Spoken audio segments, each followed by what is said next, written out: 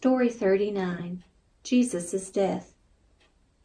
The Romans used the torturous method execution by crucifixion as a means of exerting control over the population.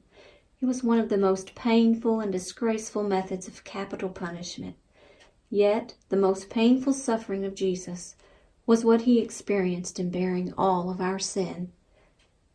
After his trial, Pilate had Jesus prepared for crucifixion by having him scourged with a whip that had pieces of metal and bone weaved into its ends.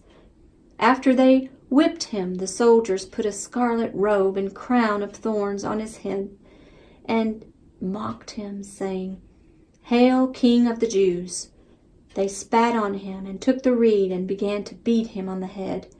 After they had mocked him, they took the scarlet robe off and put his own garments back on him and led him away to crucify him. They made him carry his cross toward a place called Golgotha, which means place of the skull.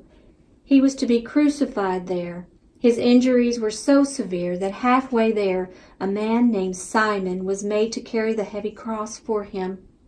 When they arrived on Golgotha, they nailed his feet and hands to the cross and lifted him up to the hang on the cross. A sign was placed on his cross and said in Hebrew, Greek, and Latin, "This is Jesus of Nazareth, the King of the Jews." There were 2 thieves being crucified, one on each side of him. One of the thieves said that he believed that Jesus was the Son of God, and Jesus told him that he would see him that very day in paradise. But the other thief did not believe. As he was bearing our sin on the cross, he cried out to God and said, "Father, why have you forsaken me?" After this, Jesus cried out, "It is finished." As he breathed his last breath, he said to his Father, "Into your hands I commit my spirit." To make sure he was dead, a soldier pierced Jesus' side with a spear.